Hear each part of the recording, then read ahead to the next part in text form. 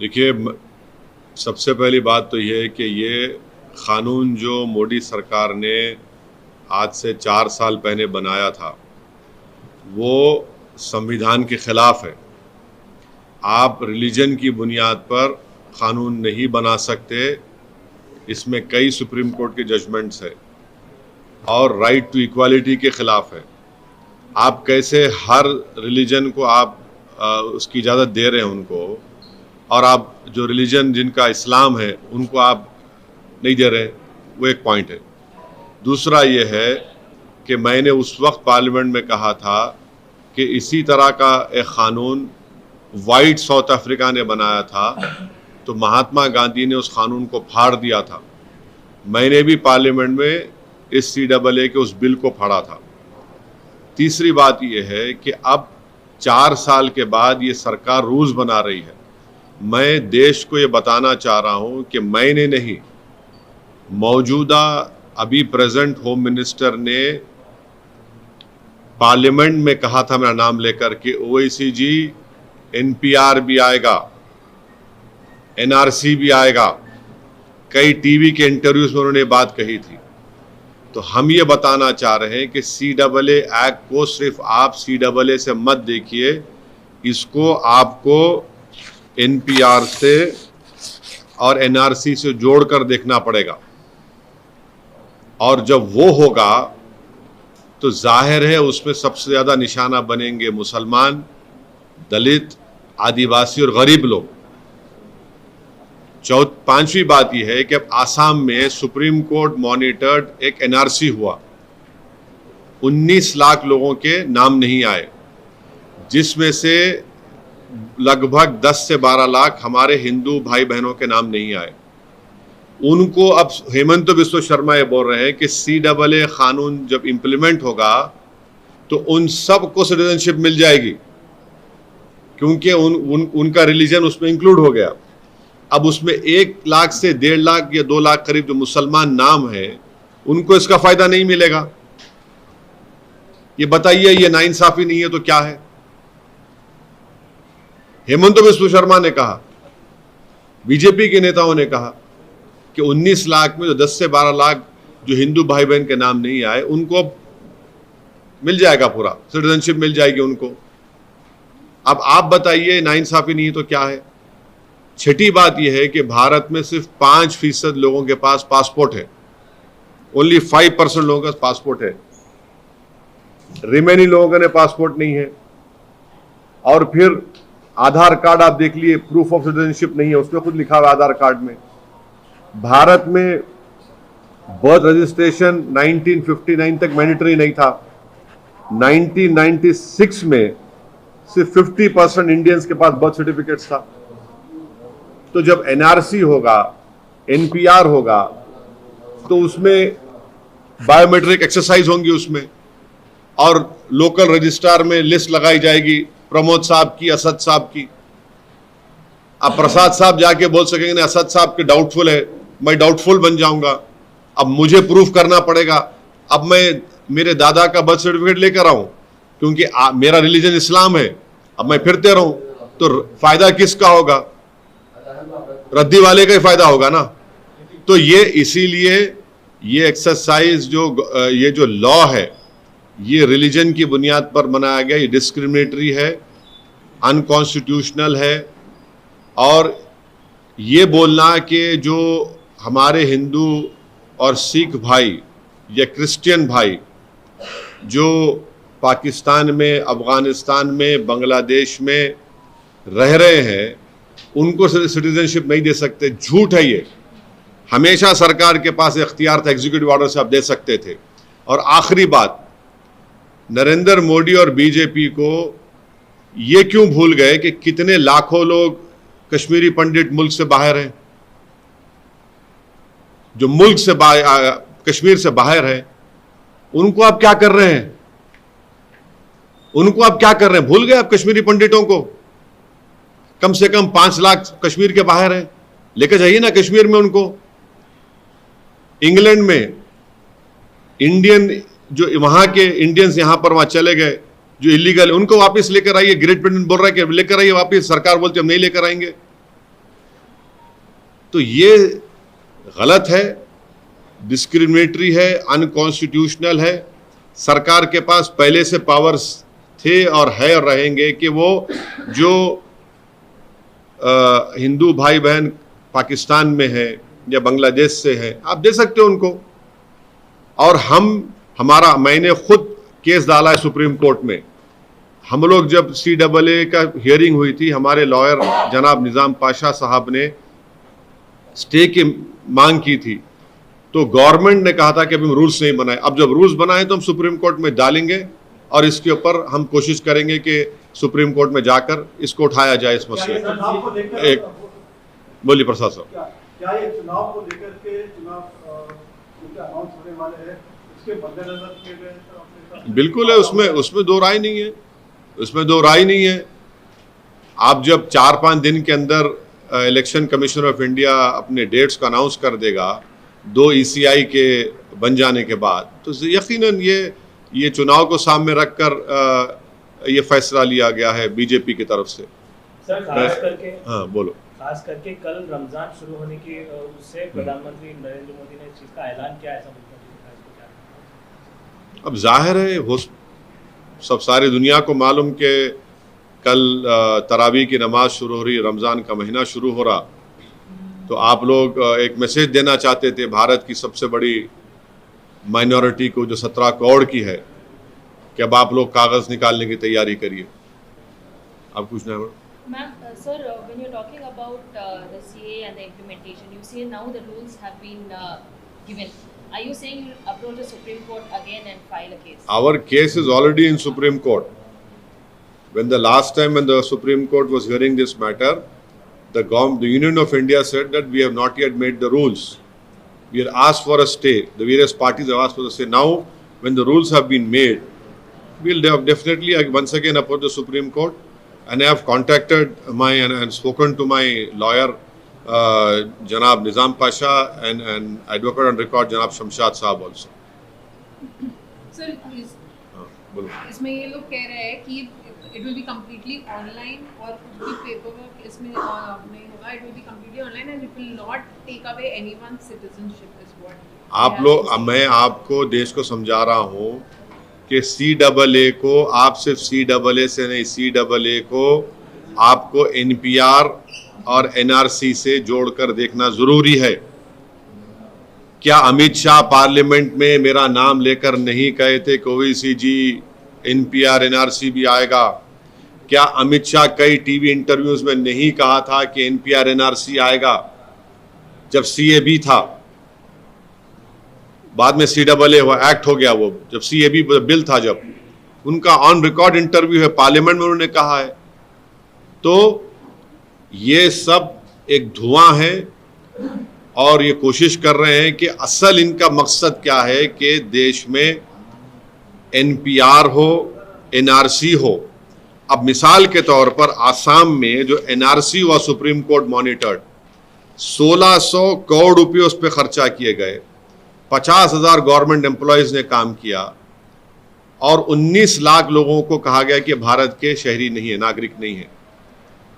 अब मैं फिर से कह रहा हूं कि उसमें 10 से 12 लाख हमारे हिंदू भाई बहन के नाम नहीं आए। वहां के मुख्यमंत्री ये कह चुके हैं कि उन 10-12 लाख हिंदू भाइयों बहनों को बगैर डॉक्यूमेंट के CAA के तहत उनको सिटीजनशिप मिल जाएगी। अब जो 1 से 1.5 लाख जिन मुसलमानों के जहां नाम नहीं आए, वो तो एक्ट में नहीं आएंगे, CAA में, उनको तो फॉरेनर्स ट्रिब्यूनल जाना पड़ेगा। ये कौन सा इंसाफ है, बताओ मेरे को आप। यही तो हम कह रहे हैं कि जो आसाम में आपने सुप्रीम कोर्ट मॉनिटर कर लिया है, उसको आप देश में करना चाहते हैं। जिस देश में सिर्फ 5% लोगों के पास पासपोर्ट है, इस देश में बर्थ सर्टिफिकेट का कानून 1959 तक नहीं था। 1996 में सरकार ने कहा कि सिर्फ 50% इंडियंस के पास बर्थ सर्टिफिकेट है। ये फ्यूचर में सब तमाशे करना चाहते हैं। अगर मेरे ही देश में मैं स्टेटलेस बन जाऊंगा महज इस बुनियाद पर कि मेरे दादा का बर्थ सर्टिफिकेट मेरे पास नहीं है, तो फिर क्या मैसेज दे रहे हैं आप? आपका यही मकसद है और बुनियादी फंडामेंटल बात यह है कि आप मजहब की बुनियाद पर कानून नहीं बना सकते। और हम पूछ रहे हैं कश्मीरी पंडित जो 5 लाख बाहर है कश्मीर, उनका बारे में कौन बात करेगा? सर कुछ सियासी खड़ा है जो ये कह रहा है कि इससे आम आदमी का कुछ खास तौर से लेना देना नहीं है। आप जैसे खास तौर से आपका नाम लेके कि वैसे जैसे लोग सियासी लोग हैं अपनी राजनीतिक रोटियां से। मैं क्या साइंटिस्ट नजर आ रहा हूं उनको? मैं क्या मोदी जी की तरह कोई फिलोसोफर हूं जो हर महीने में एक मर्तबा ज्ञान देते रहते हैं? फैक्ट है ना। आसाम में आपने किया, झूठ है क्या मैं जो बोल रहा हूं? आसाम में आपने किया क्या? अमित शाह ने पार्लियामेंट में नहीं कहा था कि देश में एनआरसी एनपीआर होगा? झूठ है वो। जब वो होगा तो क्या होगा बताइए?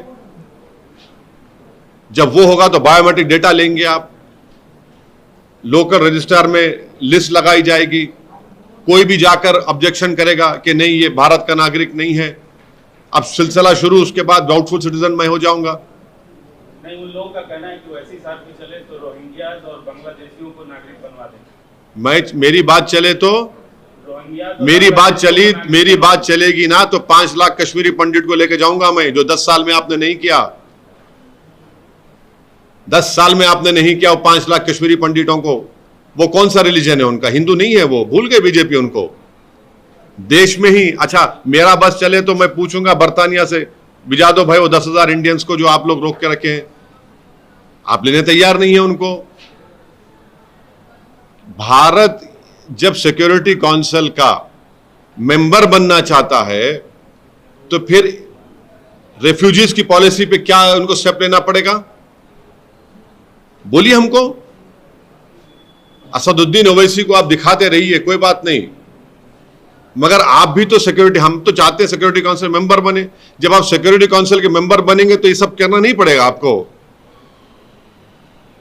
किसको बेवकूफ बना रहे हैं? सर इसके पहले सीएम को लेकर के बड़ा बवाल हुआ था 2019 में, राइट्स हुए थे, कई लोग मारे गए थे। तो अब क्या आपको अंदेशा है कि इस प्रकार का जो है अनरेस्ट रहेगा? हैदराबाद की आवाम इस पार्लियामेंट के इलेक्शन में इस कानून के खिलाफ वोट देगी, बीजेपी को हराएगी। देखना आप, सीमांचल की जनता किशनगंज में CAA के कानून के खिलाफ अख्तरुल ईमान को वोट देगी और हराएगी। आप देखना ये। CAA के सबसे बड़े पैरोकार और सूत्रधार आज आपके शहर में हैं, आपको कुछ कहना है? मैं जो कह रहा हूं उन तक सुनाई देगा, आप लोग पहुंचा देंगे उनको मालूम भी हो जाएगा। उन्होंने पार्लियामेंट में ये कहा था, मेरे तरफ नाम देखकर कहा था, देख लीजिए NRC होगा, NPR होगा। क्यों होगा भाई? क्या मतलब उसका? यही तो आप करना चाह रहे हैं। जो मैं फिर से कह रहा हूं, आसाम में 19 लाख लोगों के नाम नहीं आए। सुप्रीम कोर्ट मॉनिटर्ड NRC करने के बाद 16 कितना पैसा खर्चा किया था? 1600 करोड़। उसमें से करीब 10 से 12 लाख हिंदू भाइयों के नाम नहीं आए। उनको तो दे देंगे सिटीजनशिप आप। जो 1 से 1.5 लाख मुसलमान के नाम नहीं है वो क्या करेगा? और हेमंत बिस्व शर्मा बोल रहे हैं कि कोई जरूरत ही नहीं है कागज की भी, तो कागज रद्दी वाले का जाएगा। वही तुम बोल रहे थे। सर अगर कह रहे हैं कि असम में जो कुछ हुआ वो एक अलग केस है। क्या अलग केस है? नहीं, क्या अलग केस है? देश में ऐसा नहीं होगा। नहीं, कैसा बोल रहे हैं? कैसा बोल रहे हैं आप जब अच्छा तो फिर आप ये कह रहे हैं कि NRC नहीं कराएंगे देश में, आप NPR नहीं होगा, सेंसस अलग है, सेंसस का एक्ट है, NPR NRC का सिटीजनशिप एक्ट के तहत आता। वो किसी और थम्सअप को जाकर ज्ञान दिए। ये जो दुम छल्लों को, जोकरों को बिठाकर इंटरव्यू दिला रहे ना ये लोग, उनको ना CAA का फुल फॉर्म आता ना उनको कुछ NPR NRC के बारे में मालूम। हाँ, मगर गुलामी और चमचागिरी करना आता उनको। Sir, the last time KCR had opposed the bill. No. The Telangana Assembly have passed a resolution that census will be done, but NPR NRC exercise will not be done in Telangana. It was a unanimous resolution, and I am sure now that the Congress party is in power, they will also go along with the resolution. And I would request the present Chief Minister, Janab Shri Revant Reddy, that a resolution has been passed in the Telangana Assembly. Government is always in a continuous form. Parties will come and go. Parties will come and go. It is a resolution of Telangana Assembly. We are not against the census exercise, because census exercise done under a particular act. NPR NRC is done under Citizenship Act. You must understand this. That is the concern. And what you have done in Assam, the BJP wants to do it throughout the country. Sir, political stakeholder में एक आप ही हैं जो इस मसले को सबसे ज्यादा उठाए, लेकिन सियासत में ये भी कहा जाता है कि अकेला चना बाहर नहीं पड़ सकता। क्या आप अखिल भारतीय जंगल में एक ही शेर होता, दो नहीं रहते, समझे ना? समझे ना? जंगल में एक ही शेर होता। क्या आप अखिल भारतीय स्तर पे like minded party, like minded organisation को एक साथ करके कोई मूवमेंट चलाएंगे? ये देखिए भाई, ये मसला पूरे देश का है। ये मसला सिर्फ पॉलिटिकल पार्टीज के हद तक नहीं है। बीजेपी, ये कानून अनकॉन्स्टिट्यूशनल है, मजहब की बुनियाद पर बनाया गया है। पाकिस्तान, बांग्लादेश के जो हमारे हिंदू भाई हैं, सिख भाई, अफगानिस्तान के, उनको आप सिटीजनशिप दे सकते हैं, लॉन्ग टर्म वीज़ा दे रहे हैं, देते रहिए, उसको कोई रोक नहीं है सिटीजनशिप देने से उनको। ये आप कानून इसलिए बना रहे हैं ताकि देश में फ्यूचर में जब आप एनआरसी और एनपीआर करेंगे, आप स्टेटलेस बनाना चाहते हैं भारत की सब 17 करोड़ मुसलमानों को। आप सुनिए, मैं फिर से कह रहा हूं, ये आपने आसाम में किया, सुप्रीम कोर्ट मॉनिटर्ड, जो 10 से 12 लाख हिंदू भाई बहन का नाम नहीं आया। क्या बीजेपी उनको सिटीजनशिप देगी? नहीं देगी।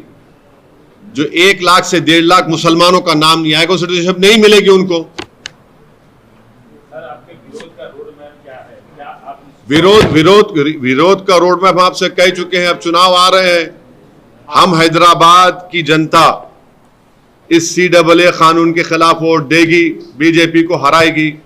क्या पोलराइज कर रहे हैं? अरे भाई साहब, मैं आपको बोल रहा हूं, इसमें पोलराइज कौन कर रहे हैं? पोलराइज तो बीजेपी कर रही है। 4 साल से आप नहीं किए। चुनाव जैसे आ गया, नरेंद्र मोदी को ख्याल आ गया कि भैया अब रोटी सेकने का टाइम आ गया, अब चलो अब गर्म करते हैं मामले को। एक मिनट, सुमित, सर, आप बोल रहे हैं कि स्टेटलेस बना देंगे मुसलमानों को आगे जाकर बैठकर, मगर अमित शाह ऑन रिकॉर्ड ये कहते हैं कि किसी मुसलमान का सिटीजनशिप इसमें नहीं जाएगा। देखिए, सुनिए, ये CAA को आपको NRC NPR से देखकर पढ़ना पड़ेगा, नंबर 1। सेकेंडली, ये आप रिलीजन की बुनियाद पर बनाए, जो भारत के संविधान के खिलाफ है, राइट टू इक्वालिटी के खिलाफ है। ये वो रीजनेबल टेस्ट को भी पास नहीं करता ये। और आसाम में जो 10 से 12 लाख हिंदू भाई बहन के नाम नहीं आए, अमित शाह उनको सिटीजनशिप देंगे? नहीं देंगे। बोलेंगे हम बराबर देंगे। वो 1.5 लाख मुसलमान का क्या करेंगे फिर आप? वही जब सुप्रीम कोर्ट मॉनिटर्ड आपके वहां पे एक्सरसाइज हुआ एनआरसी का आसाम में, वो पूरे देश भर में कराना चाहेंगे। क्या अमित शाह ने नहीं कहा पार्लियामेंट में खड़े होकर इस सरकार की तरफ से? क्या आपके टीवी चैनलों पर इंटरव्यू में नहीं कहा उन्होंने कि एनआरसी एनपीआर होगा?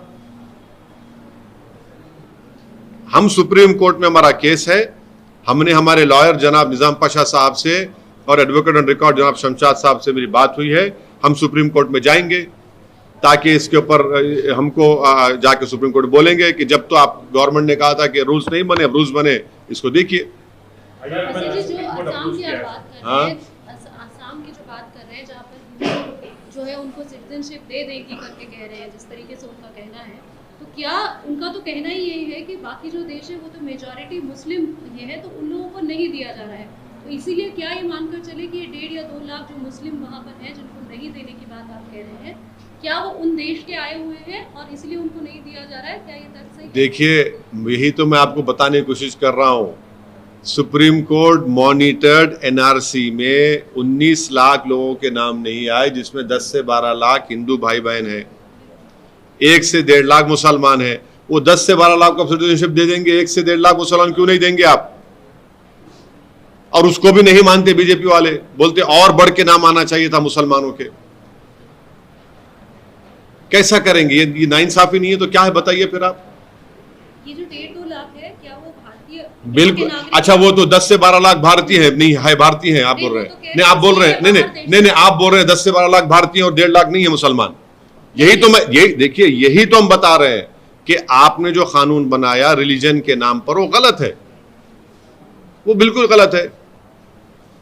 सर आप सुदूर स्टेट में जाके चुनाव लड़ते हैं, बिहार में, गुजरात में, उत्तर प्रदेश में। हाँ, आपके पड़ोसी राज्य आंध्र प्रदेश में चुनाव है, क्या उसमें पड़ोसी राज्य चुनाव है। आंध्र प्रदेश में चुनाव जो होने वाले हैं, विधानसभा के भी होने वाले हैं, लोकसभा के, हाँ, क्या वहाँ चुनाव लड़ेंगे? नहीं अभी कोई फैसला नहीं हुआ। जगन तो हमारा दोस्त है और रहेगा।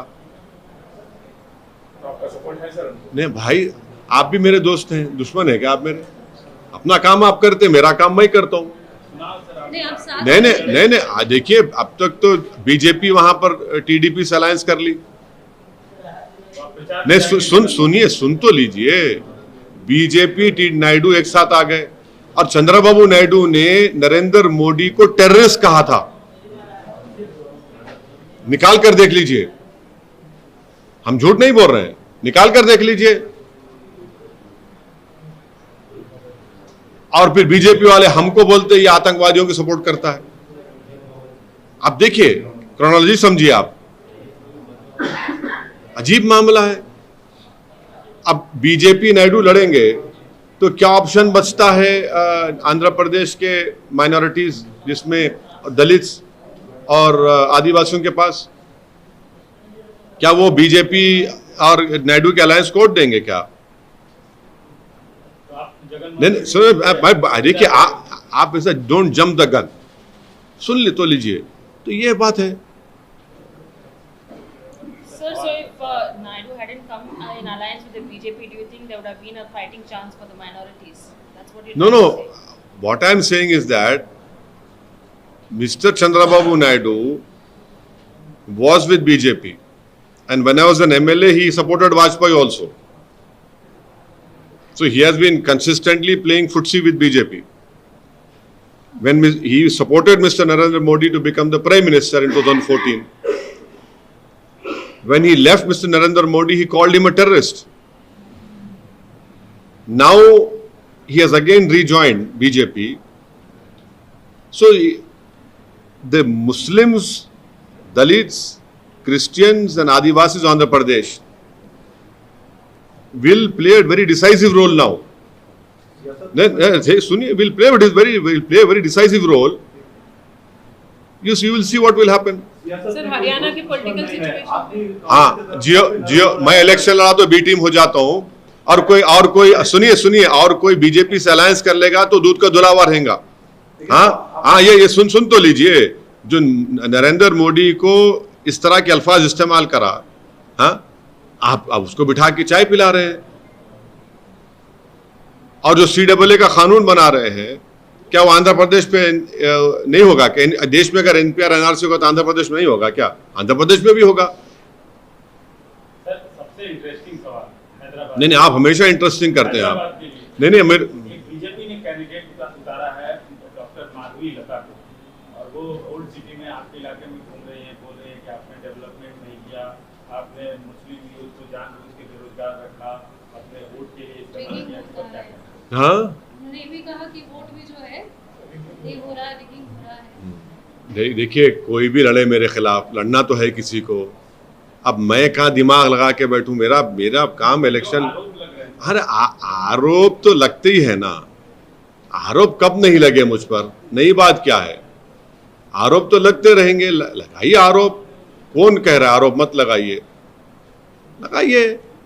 आप मुझे देखते ही चेहरे पे दाढ़ी, सर पे टोपी, तो वही आरोप लग जाता है। देखिए ये कर रहे हैं। नहीं, वो तो असद भाई करके ही आपको। अरे बहुत अच्छा है, बहुत अच्छा है। सर हरियाणा कोई तो कैंडिडेट होगा ना। सिचुएशन पे आप क्या कहेंगे? नहीं, मेरे को नहीं मालूम उस बारे में। In your view, what should be the way to categorize illegal migrants? Are you saying that Ahmadiyyas and Rohingyas should be given citizenship if they don't have proper documents without any religion bias? You see, first of all, please remember, the non-refoulement policy, we are not signatory, but we have always accepted it.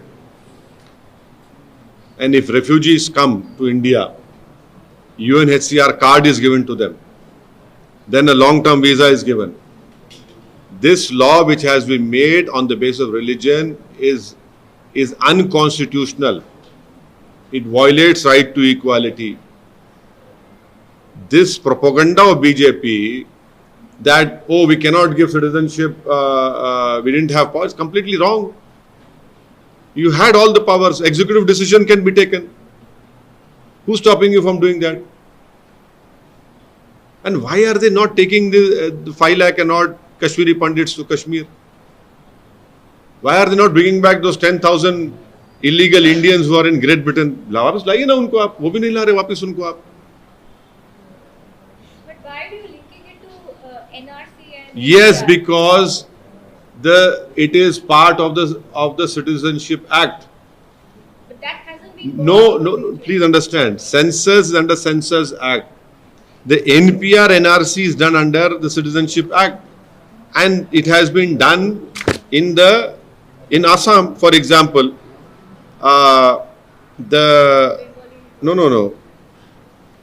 Look at the Citizenship Act 1955. Then it talks about various things, National Register. So these are all NPR, NRC are part of the Citizenship Act. So how can you not relate to it? It is part of that. Sir आखिरी सवाल, आप मेहनत तो बहुत करते हैं, हम आज के दिनों में हमने देखा कि आपने जबरदस्त एक्सरसाइज का वीडियो है, तो आप ज्यादा एक्सरसाइज कर रहे हैं इस चुनाव के लिए? नहीं, उससे इसको क्या करने का है? आप जो वजन उठा रहे हैं, जो दिखा रहे हैं, तो नहीं, वो आप देखिए, वो एक्सरसाइज तो आपको भी करनी चाहिए, आपकी शुगर कम हो जाएंगी. आप करते नहीं है. हाँ, नहीं तो करने चाहिए. मैं भी हफ्ते में 3-4 दिन मौका मिला तो कर लेता हूँ. नहीं करना चाहिए. अच्छा सेहत. IUML और नेशनल कॉन्फ्रेंस जैसे मतलब ऑर्गेनाइजेशंस भी इसके अगेंस्ट है और सुप्रीम कोर्ट अप्रोच कर रहा है. वो ऑलरेडी केस है ना, ऑलरेडी केस है, हमारा भी केस है. इसके लिए वेटिंग है, आपका प्रोसीडिंग्स के लिए वेटिंग है, तो आप क्या उनके साथ जाएंगे?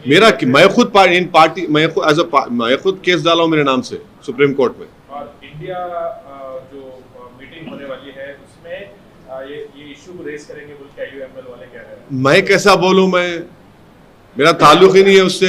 आप क्या, जैसे इससे पहले सवाल पूछा गया था सर, लाइक माइंडेड का भी सपोर्ट लेंगे क्या? अरे भाई, मेरा ताल्लुक ही नहीं है. सर वही चीज है कि मकसद एक है लेकिन सुर आप लोगों के अलग अलग है. हाँ तो ठीक है, बहुत अच्छा है ना, मंजिल तो एक ही है. केरला में जिस तरीके से मतलब राज्य क्या, जिस तरीके से आपने भी कहा कि रेवंत रेड्डी से भी आपने अपील की कि यहाँ पर ना लेकर आया जाए, तो आपको लगता है कि ऐसे हर राज्य करेगा तो दबाव बढ़ेगा? केरला से हो रहा है शुरुआत हुई है. नहीं, केरला तो पहला स्टेट था जिसने, माफ करना एक मिनट, जिसने इसके खिलाफ जो है एक बाज़ाब्ता उन्होंने ऑर्डर पास कर दिया था.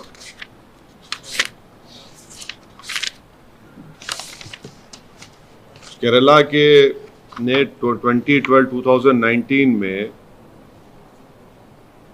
उसमें ऑर्डर पास किया था जिसमें उन्होंने कहा कि considering that the apprehensions among the general public about the conduct of NPR related activities leads to NRC in the wake of Citizenship Amendment Act 2019, the state government orders to stay all the activities connected with the updation of NPR in the state forthwith.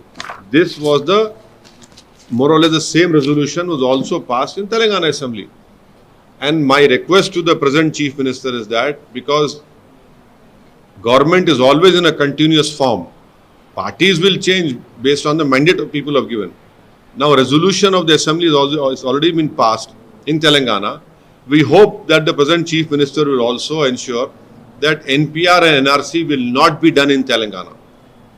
Census has to be done, but NPR and NRC will not be done because the resolution has been passed, and even the Congress party as a party at that time, when KCR was CM, that supported this resolution. मेरा सवाल ये था कि क्या इस तरह से राज्य, अलग-अलग राज्य जो NDA से नहीं जुड़े हैं, क्या वहाँ के अगर जो भी CM है या फिर सरकारें ऐसे करेंगे तो दबाव बढ़ेगा? आपको लग रहा है कि CA के खिलाफ अपनी आवाज़ उठाएंगे तो? करे तो बहुत अच्छा है. नहीं करे तो बहुत अच्छा है, करना चाहिए। कोई भी परसिक्यूटेड हिंदूज, क्रिश्चियन, सिख्स को सिटीजनशिप देने के खिलाफ कभी था ना कभी रहेंगे, मगर ये कानून जो आप बना रहे हैं इसको आपको एनआरसी एनपीआर से देखना पड़ेगा। यू कैनॉट इग्नोर इट कि ये जो एनआरसी होगा, एनपीआर हो, एनपीआर एनआरसी होगा, इसे जोड़ के देखना पड़ेगा। और बहुत बड़ा हिस्टोरिकल प्रोटेस्ट हुआ था दिल्ली में, शाहीन बाग में। मैं सलाम करता हूं उन महिलाओं को जिन्होंने देश को एक राह दिखाई थी। इलेक्शन कमिश्नर को रिजाइन करना पड़ा हाल ही में। एक बात समझिए, ये क्या कोई म्युनिसिपैलिटी का चुनाव हो रहा है क्या? 130 करोड़ जनता का चुनाव हो रहा और नोटिफिकेशन आने से 4-5 दिन पहले एक इलेक्शन कमिश्नर साहब रिजाइन कर देते हैं। ये क्या मजाक है क्या भाई? ने तो मत कराइए इलेक्शन, क्या है ये? 4 दिन पहले वो रिजाइन कर देते हैं और फिर आप 2 इलेक्शन कमिश्नर्स को अपॉइंट करेंगे भी आप। माने अब 14 तारीख को बोल रहे हैं, मीडिया में आया कि 14th को मीटिंग होगी। जाहिर है गवर्नमेंट के पास मेजॉरिटी है। जो गलत कानून है, जो सुप्रीम कोर्ट के डिसीजन के खिलाफ आप बना रहे हैं, तो माने 2:1 पे आप 2 लोगों को बना देंगे। दूसरे दिन शायद हो सकता है प्रेसिडेंट उसको एक्सेप्ट कर ले और 1 दिन 2 दिन के बाद आप अनाउंस कर देंगे। कैसे क्या है ये तो काफी अजीब है। सर, पिछले हफ्ते प्रधानमंत्री जी यहाँ पे थे तेलंगाना में और कई सारी जगह भी वो मतलब विजिट कर रहे हैं और इस बार 400 पार बोल रहे हैं और 370 is the target is what they are claiming. So मतलब बोल चुके हैं कि इलेक्शन से पहले ये लेके आया गया था गर्म करने के लिए, तो मगर वो तो कह रहे हैं कि हम डेवलपमेंट पे जा रहे हैं, 11 लाख करोड़ इंफ्रास्ट्रक्चर के लिए हम एलोकेट किए हैं और दे भी रहे हैं स्टेट्स को। एक बात सुनिए, हम प्रधानमंत्री क्या बोलते हैं? हम दूसरी बड़ी इकोनॉमी बन जाएंगे बोलते ना, क्या तीसरी बड़ी बन जाएंगे। पर कैपिटा इनकम में हमारा पोजीशन कितना है? 152 पर कैपिटा इनकम में। भाई 50 पे तो ला लीजिए आप, तीसरी बड़ी इकोनॉमी बन जाएंगे। अरे भाई पर कैपिटा इनकम में 150 पे नंबर पे हम लोग। बेरोजगारी आप जैसे नौजवानों का मुखद्दर बन चुका है। इन्फ्लेशन देख लीजिए, कीमतों को देख लीजिए, तनख्वाहें कम हो रही हैं। इस पर कौन बात करेगा? इस पर क्या उन्होंने क्या बताइए बीजेपी ने? कल गृह मंत्री अमित शाह ने आपके अभी शहर हैदराबाद में भाषण दिया है, बोला है कि 3 पार्टियों एक ही हैं और कांग्रेस और बीआरएस मजलिस का एजेंडा बुलंद कर रही है। कांग्रेस और बीआरएस मजलिस का एजेंडा चला रही है। मेरा एजेंडा चला रही है। मेरा एजेंडा क्या है? मेरा एजेंडा ये है कि तीसरी मर्तबा देश के प्रधानमंत्री नरेंद्र मोदी ना बने। मेरा एजेंडा ये है कि CAA कानून के खिलाफ हमने बिल को फाड़ा, ये संविधान के खिलाफ है। मेरा एजेंडा ये है कि देश में मेजॉरिटेरियन पॉलिटिक्स ना चले। मेरा एजेंडा ये है कि देश में भाईचारगी रहे, बीजेपी उसके खिलाफ है। मेरा एजेंडा ये है कि देश में किसी का नाम की बुनियाद पर घर ना तोड़ा जाए, ना उसको गोली मारी जाए। ये मेरा एजेंडा है। और चंद्रबाबू नायडू क्या हो गए उनके लिए? नायडू उनके लिए अब अच्छे हो गए। हाँ, नीतीश कुमार के बारे में उन्होंने कहा था कि आप लिख कर रख लीजिए, कभी हम इनसे कॉम्प्रोमाइज नहीं करेंगे। अब आप गले मिल रहे हैं उनसे। बताइए इनके बारे में क्या है? तीनों पार्टियों को उन्होंने परिवारवादी, वंशवादी, परिवारवादी करार दिया। हाँ, बिल्कुल। बीजेपी में जो इतने लोग जो MP बन रहे हैं, टिकट जिनको मिल रहा है, वो आसमान से उतरे क्या? उनके बाप या उनकी माँ बीजेपी में नहीं थी, उनके चाचा नहीं थे। हाँ, और आप बड़ा बोल रहे हैं। आप सबको तो आप दे रहे हैं टिकट। अशोक राव चौहान को आप गाली दी, अशोक राव चौहान को आप राज्यसभा दे दिया आपने। उनके पिता क्या थे? भारत के होम मिनिस्टर थे वो। कितने लोगों को आप कर रहे हैं? तो आपको दिखता ही नहीं है कुछ। अहंकार इतना है कि बस हम सब साफ सुथरे हैं, बाकी सब गंदे हैं। तो क्या बोलेंगे उसका?